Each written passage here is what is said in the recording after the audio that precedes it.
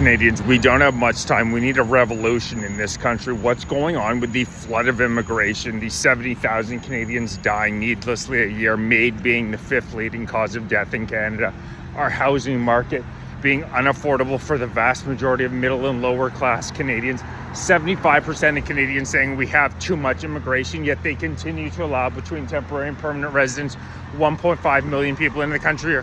None of this is a mistake. This is a old communist strategy, Cloward Piven. They were following it to a T from the 60s and 70s. You cause major disruptions in a country, which if you've lived in Canada for the majority of your life, you know these past 10 years, Justin Trudeau, now Mark Carney, have been an absolute disaster. Police chiefs now coming out after a spate of home invasions and saying, comply if your house gets broken into, comply if you're violently assaulted. This is intentional. They are intentionally disrupting our society so that they can bring radical changes. Mark Carney is a man who spent his entire career, the WF, Davos, Brookfield Asset Management. These are a group of global elites who see radical transformation needing to come from the West, and what they want to do is shut down the strongest societies like Canada that exist, turn us into a bunch of docile lab rats so they can then implement their central digital bank currencies, digital IDs. You just watch. In the next couple of years, this is what's coming, and it's going to be in response to the unrest that is being caused in countries like Canada by the insane policies that they're implementing. The immigration issue on its own, we already had a cost of living crisis in Canada. We already had a healthcare system that was busting at the seams. And what's the Canadian government's response been? To import 1.2, 1.3, 1.4, and now 1.5 million people into the country here. There is no other way to explain what is going on than intentional disruption. Mark Carney, Justin Trudeau is stupid, but Mark Carney is not a stupid man. He's a malevolent man. He knows exactly what he's doing. He knows that Canada cannot withstand. We cannot withstand another 1.5 million people in this country. Youth unemployment is at 14.6%.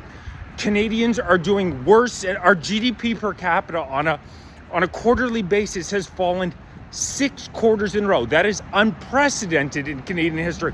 Our GDP just dropped 1.6%, yet they're going to allow another 1.5 million people in the country, and you say, that's insane. That doesn't make any sense. It only makes sense when you look at it through the lens of what they want is disruption. They know, as friendly and pro-immigration as the Canadian people normally are, you can only push, even in Canada, so far before you're going to get blowback.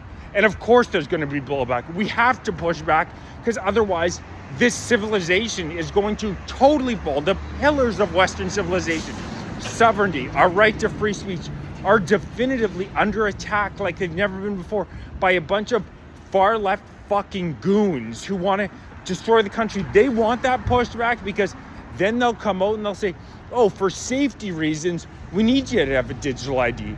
We need you to use central bank digital banking currencies. They're already saying in Canada, they're going to limit cash transactions. You cannot make a cash transaction starting next year under Mark Carney, this fucking commie trader, a cash transaction over $10,000. They want to be able to surveil this country, turn us into more of an Orwellian state than we already are. Bill C-63 is just the beginning. Bill C-63, where they create a digital safety commission that can see you put under house arrest with an ankle bracelet for pre-crime. You can be reported to this digital safety commission not having done anything illegal, but because somebody reports you to the commission for the belief you may say something illegal in the future. Can you imagine this on steroids? It's already Orwell on steroids. Can you imagine it where they can track your carbon emissions? So they want to be able to track, oh, you've done too much carbon, you can't pay for that meat. You're past your carbon allotment. It is a sick dystopian society where they are attempting to fragment our society through this insane mass immigration that they know that we cannot withstand. They know they're going to get pushed back, and then for safety reasons they'll say, oh, we have to implement digital IDs. Oh, we have to implement CBDCs. And that's how this disgusting world order that wants to control everything.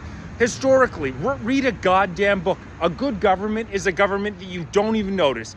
They do their job, they enforce the law, they protect the citizenry, and besides that, you don't even notice they're around. That is the exact opposite of what's happening in Canada right now. The government is becoming more and more intrusive on law-abiding everyday citizens and less intrusive on criminals. That's when you know you have a malevolent force that you're dealing with, and that's exactly what we're dealing with the Canadian government. We need to fight back, and we need to fight back right now. Saturday, September 13th, noon, Parliament Hill.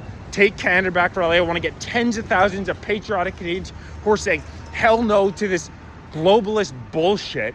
Our ancestors didn't die, and they would be rolling in their graves, fought heroically at Vimy Ridge, World War I, World War II. They'd be rolling in their graves seeing what's happening in Canada right now.